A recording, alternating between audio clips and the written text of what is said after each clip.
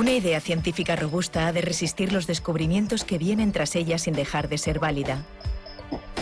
A menudo, para que siga en pie, hay que volverla más compleja, añadirle remiendos y anexos hasta que deja de confirmar alguna evidencia o hasta que aparece una hipótesis simplificadora que, con su sencillez, derriba la aparatosa predecesora.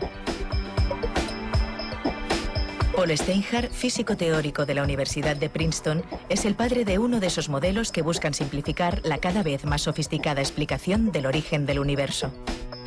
Punset coincidió con él en la ciudad de Manchester. Steinhardt le contó cómo surgió la nueva idea y cómo ésta ha desmontado un consenso entre la ciencia y la Iglesia.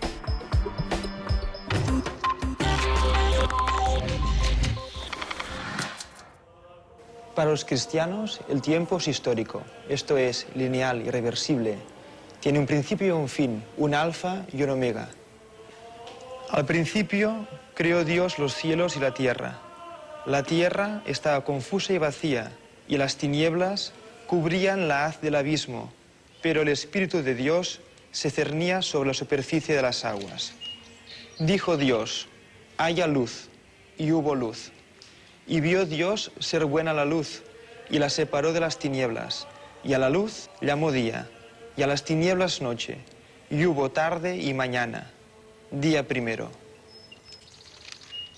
Así fueron acabados los cielos y la tierra y todo su cortejo, y rematada en el día sexto toda la obra que había hecho, descansó Dios el séptimo día de cuanto hiciera, y bendijo el día séptimo y lo santificó, porque en él descansó Dios de cuanto había creado y hecho.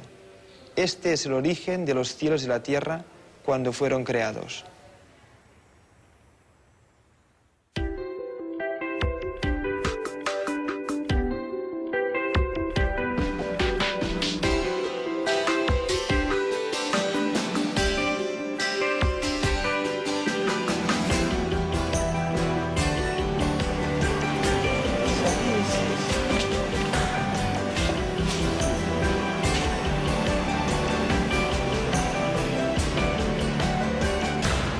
Es curioso, ¿no? Pero, bueno, si había un tema en todo el panorama científico en el que estábamos todos de acuerdo, no había problemas ni discusiones entre cristianos y no cristianos, laicos y religiosos, era en el origen del universo.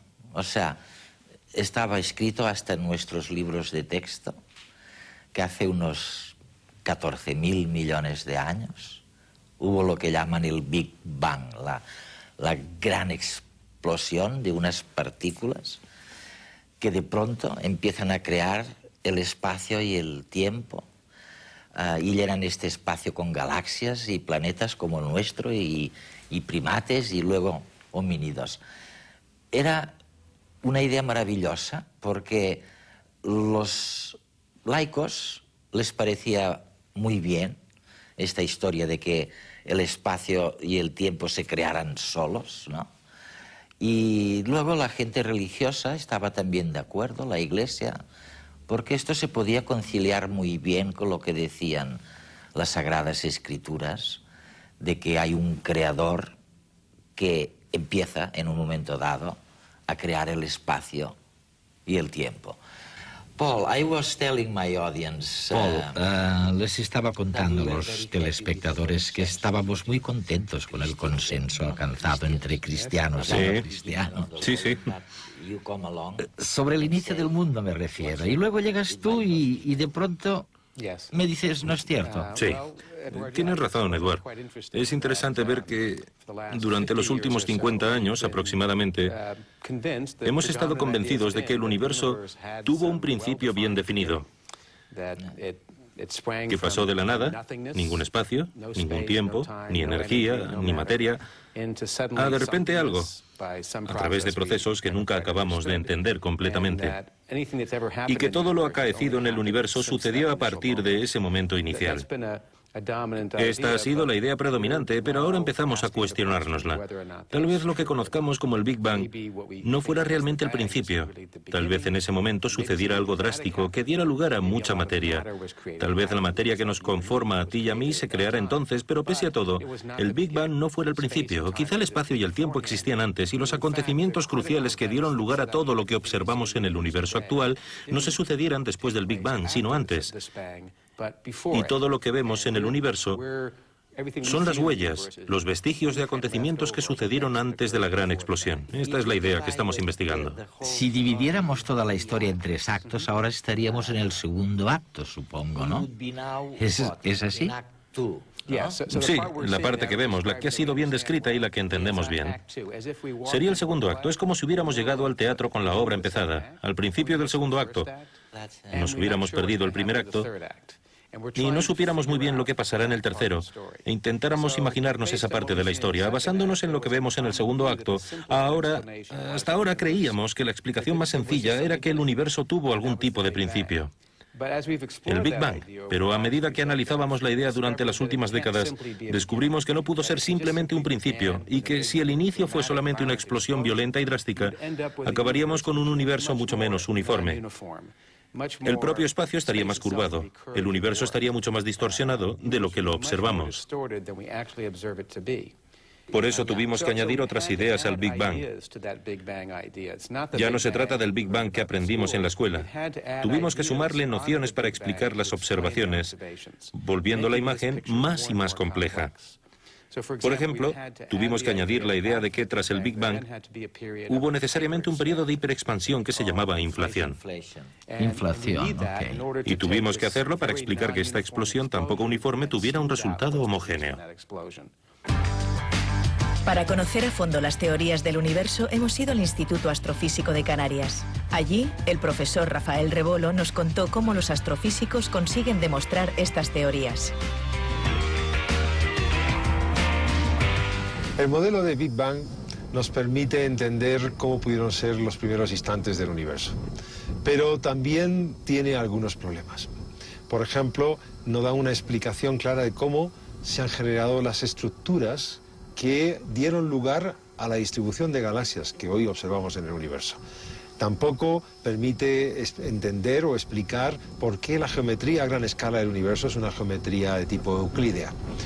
Para complementar este modelo, se desarrolló en los años 80 una teoría, la teoría inflacionaria, que nos da una explicación razonable tanto a esa geometría del universo a gran escala como a las semillas, como para entender las semillas a partir de las cuales crecería la estructura del universo. Esa teoría, la inflación, está hoy en el punto de mira de muchos investigadores y de muchos experimentos que tratan de confirmar o rechazar los postulados que formula. Hay otras teorías alternativas, por ejemplo, la teoría del universo cíclico de Steinhardt, que propone un escenario de Big Bang seguido después de un colapso y un nuevo Big Bang. Estas teorías todavía están lejos de poder ser confirmadas, pero ofrecen marcos alternativos con los cuales contrastar los resultados experimentales. Para el astrónomo, mirar el cielo es mirar hacia el pasado. El universo nos proporciona rastros de cómo fue su origen y construimos telescopios e instrumentos complejos para tratar de descubrir esas huellas que a lo largo de la historia del universo han quedado impresas en fenómenos que hoy podemos registrar, que hoy podemos medir. Igual que un arqueólogo entra en una tumba, en una pirámide, y encuentra los vestigios de una civilización pasada intactos, tenemos la fortuna de que en el universo hay huellas prácticamente intactas de cómo pudieron ser los primeros instantes. El origen del universo es una fuente inagotable de información para el físico, porque los laboratorios que hay en la Tierra no pueden reproducir las condiciones físicas que tuvieron lugar en esos primeros instantes. Unas temperaturas elevadísimas, condiciones de densidad extraordinaria, que ponen a prueba nuestro conocimiento de las leyes fundamentales de la física e incluso pueden abrir puertas a nuevos desarrollos de estas leyes. Hoy, la investigación del origen del universo nos abre puertas hacia nuevas leyes que pueden hacernos comprender mejor la naturaleza.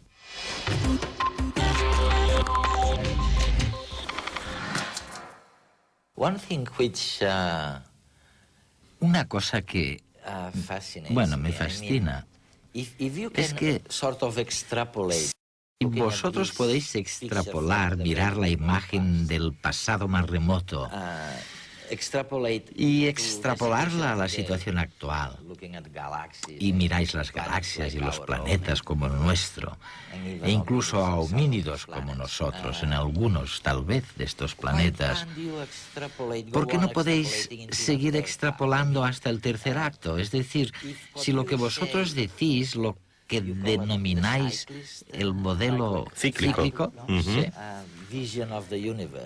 La visión cíclica del universo, si esta visión del universo que afirma que hubo un inicio reiterado es cierta, ¿cómo será el tercer acto? ¿Qué sucederá en el universo ahora? ¿Y qué sucederá después? Es una muy buena pregunta, Edward. Una cosa que hemos aprendido del universo a partir de las observaciones es que sucedió algo muy extraño hace unos pocos miles de millones de años. Por aquel entonces, justo después de que se formara la Vía Láctea y justo después de que se formara nuestro sistema solar, una nueva forma de energía empezó a dominar el universo. Hablas de unos 4.000 millones de años. Sí, por ahí. Hasta esa época el universo consistía básicamente en materia. Materia y energía asociada con esa materia.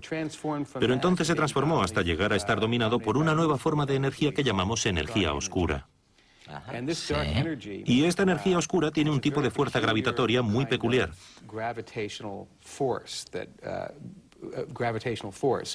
Estamos acostumbrados a la idea de que si tenemos pedazos de materia, su gravedad los atrae. Pero hemos descubierto que en realidad la mayor parte de lo que hay en el universo hoy en día es de tipo autorrepulsivo. Dios mío. Así que no solamente se está separando mediante su gravedad, sino que está haciendo que el universo se separe, que la expansión se acelere, de modo que el universo se está convirtiendo en un espacio más y más vacío. Su tamaño se está doblando. Se está dispersando. Se está extendiendo. Piensa en el espacio como algo que se estira, que se extiende. Así pues, hay cosas que vemos ahora que perderemos de vista en el futuro. Ahora contemplamos muchos miles de millones de galaxias. Pero si pudiéramos volver de aquí a 1 billón de años, la mayoría del espacio estaría completamente vacío. Podríamos ver nuestra galaxia. Veríamos también Andrómeda.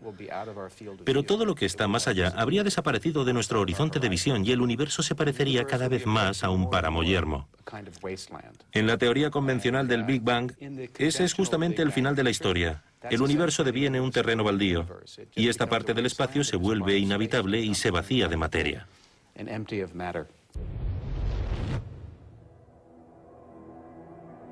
Estaba todo oscuro. Reinaba un silencio absoluto y la temperatura era más alta de la que hay hoy en el centro del Sol. Era hace 14.000 millones de años. Toda la materia, la energía, el tiempo y el espacio estaban concentrados en un punto más reducido que un átomo. Hasta que su expansión lo cambió todo. Esta dio lugar al universo y a todo lo que nos rodea hoy. Pero la historia no termina aquí. La expansión todavía continúa y el estudio del origen del universo también. Con telescopios como este se ha estudiado la distribución de las galaxias en el universo y se ha medido el ritmo de expansión del universo. Estas son medidas claves para consolidar el modelo de Big Bang. Sabemos que estamos en un universo de expansión acelerada y el origen del universo debió pasar por una fase de extraordinaria densidad y elevadísima temperatura. Con telescopios ópticos se ha podido determinar incluso cuál es la composición química del material dominante en el universo, y sabemos que está dominado por hidrógeno y helio, los elementos que se produjeron en los primeros minutos de la evolución del universo. Hoy día estos telescopios en diversidad de tamaños nos permiten continuar el estudio de la expansión del universo, y lo más reciente es el descubrimiento de una expansión acelerada que nos lleva a preguntas muy importantes sobre cuáles son los ingredientes fundamentales del universo en el que vivimos.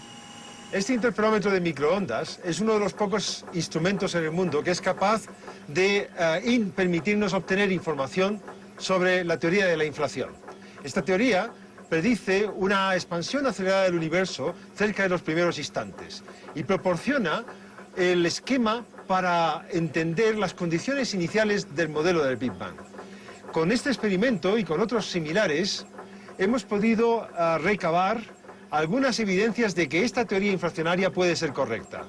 Todavía tenemos que avanzar en alcanzar pruebas más definitivas de ese escenario de inflación que significa una expansión acelerada del universo cerca del instante inicial, que la permitan corroborar. Entre esas pruebas, la detección de ondas gravitacionales, de la huella de ondas gravitacionales en el fondo de microondas, sería uno de los pasos a conseguir en el futuro inmediato. Este experimento no está dedicado a ese objetivo. Pretendemos construir otros que le sucedan y que permitan registrar la huella de las ondas gravitacionales en el fondo de microondas. Estos otros experimentos comenzarán en los próximos años. También se solía decir que habría o podría haber una contracción del universo, siempre que hubiera suficiente materia. Si la hubiera, pero ahora sabemos que no la hay. No la hay. Exacto. Sin embargo, ahora en esta noción cíclica se produce una especie de renacimiento del universo. Este páramo baldío no es el final de la historia. El universo se vacía, pero es necesario que se vacíe para restablecer cierto estado de simplicidad. Y entonces la energía oscura sufre una especie de descomposición. Se descompone de nuevo en materia y vuelve a llenar el universo con nueva materia y radiación, lo que da lugar a un nuevo episodio de formación de galaxias y de estrellas y de materia. Este proceso se repite aproximadamente cada billón de años, por eso lo llamamos modelo cíclico. La idea es que el Big Bang no sucedió una sola vez, sino que se repite a intervalos regulares. Cada ciclo deja una huella en el ciclo inmediatamente posterior, y todos los ciclos están vinculados entre sí.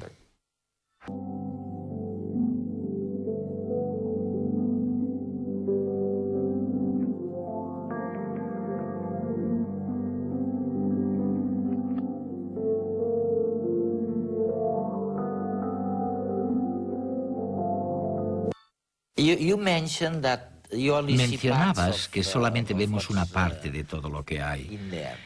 Me gustaría que mis telespectadores entendieran mejor que yo lo que son las famosas branas o membranas, las llamadas branas, pero que en realidad, ¿qué caray queréis decir? Sí, membranas. ¿Qué queréis decir, membranas? Bueno, es una abreviatura de membranas.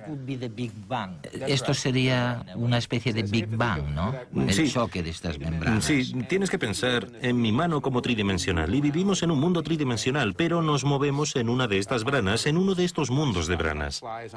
Nuestras partículas están atrapadas como las moscas a una tira matamoscas. Están atrapadas en nuestra brana, no podemos salir de ahí. No podemos alcanzar la dimensión adicional, aunque exista. Y también hay otro mundo diminuto de brana similar que está a una distancia microfísica. Tal vez sea minúsculo y esté a una distancia infinitamente pequeña, pero como no podemos alcanzarlo, no podemos tocarlo, no podemos verlo. Ni siquiera sabemos de su existencia. Bueno, sí podemos saber de su existencia porque donde quiera que haya espacio hay gravedad. Por tanto, hay espacios en las branas, pero también espacio entre las branas. Y si un trozo de materia está en esta brana de aquí, puedo sentir su gravedad ahí, y viceversa.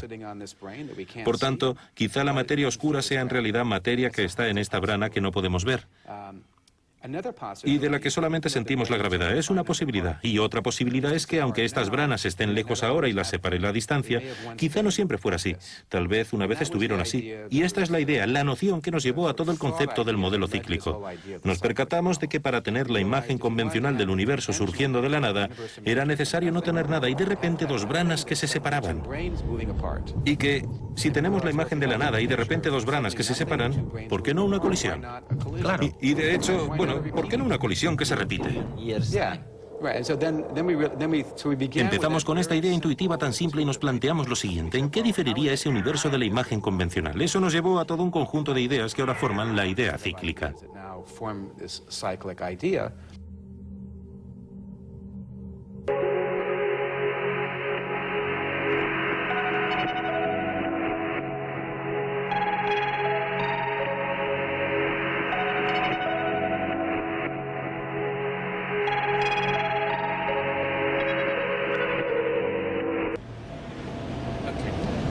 Recuerdo hace unos años, hablando con unos geólogos en Washington, me explicaban cómo en el Mar Negro descubrieron pruebas irrefutables de una cosa de la que hablaban las Sagradas Escrituras de distintas religiones, el famoso diluvio universal.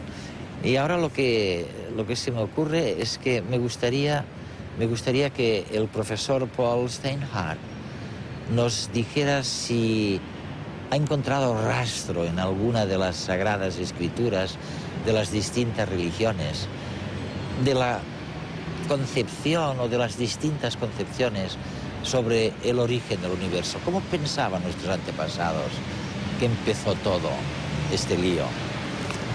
Hace unos 14.000 millones de años, ¿no? ¿Qué pensaban? ¿Cómo había empezado todo esto? Bueno, creo que casi todas las religiones tienen algún tipo de cosmología asociada. La mayoría de nosotros creemos que el Génesis es una cosmología de la creación, donde el universo empezó de la nada y de repente fue creado. Se trata de la interpretación típica y la que nos han contado mayoritariamente. Y muchas personas se han dado cuenta de que se asemeja mucho a la concepción del Big Bang. Que es lo ortodoxo, ¿eh? Exacto. Pero yo sentía mucha curiosidad y, motivado por el trabajo que estaba haciendo en la ciencia, me propuse indagar más sobre esta idea. Y lo que descubrí fue que en realidad esta visión del Génesis no es universal. No todo el mundo está de acuerdo con esta interpretación.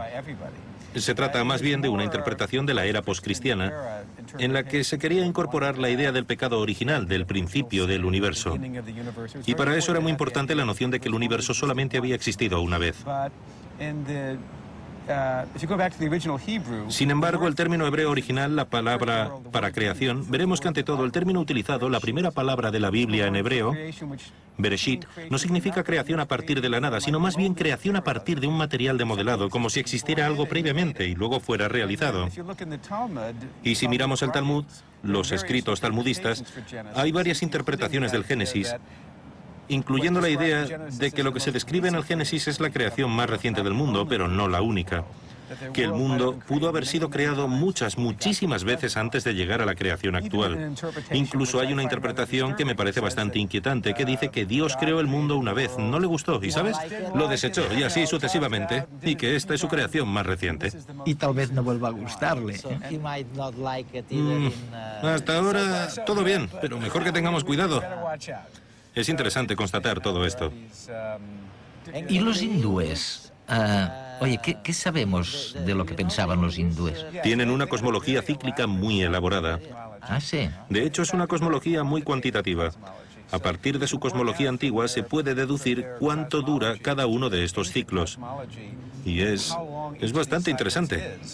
Tienen ciclos, y ciclos dentro de ciclos, y ciclos dentro de ciclos dentro de ciclos. Y uno de estos ciclos dura unos 8.000 millones de años en cifras modernas, lo que coincide con el momento en que la energía oscura empezó a dominar el universo, tal como comentábamos antes. Y otro ciclo es más largo, tiene alrededor de 1 billón de años, como el ciclo del que hablamos ahora.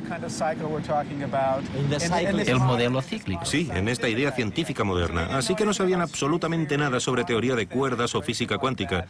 Pero es interesante que llegaran a cifras que son, grosso modo, similares a las que barajamos hoy.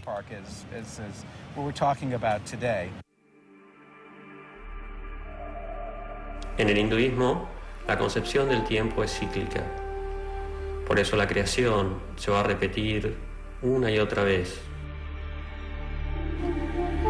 Vishnu yace en el océano causal, durmiendo de manera ilimitada para crear ilimitado número de universos durante ese sueño. En virtud de su respiración, innumerables universos comienzan a existir. Se expanden durante su exhalación y cuando inhala ocurre la retracción y disolución de todos los universos. A medida que el Señor en su porción plenaria entró en los elementos de la creación universal, estos se transformaron en la gigantesca forma en la que reposan todos los sistemas planetarios y todas las creaciones móviles e inmóviles. Él, la personalidad de Dios como el sustentador de todo lo que hay en el universo, aparece en diferentes encarnaciones después de establecer la creación.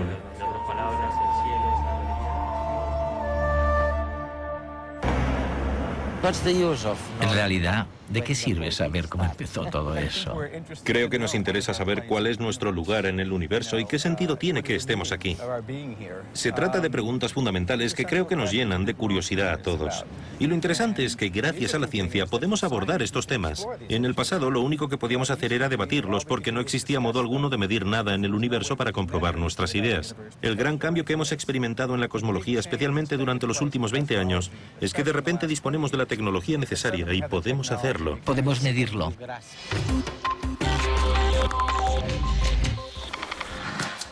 Me voy a quedar con esta imagen un poco horrorosa de un papel pegajoso de moscas, una superficie en la que se han ido pegando las moscas y de la misma manera parecería que los homínidos, que nosotros estamos pegados a esta membrana sin ver que a una distancia cortísima, casi al lado, no lo veremos nunca, salvo cuando choquen, están otras membranas, otros universos de los que no sabemos nada.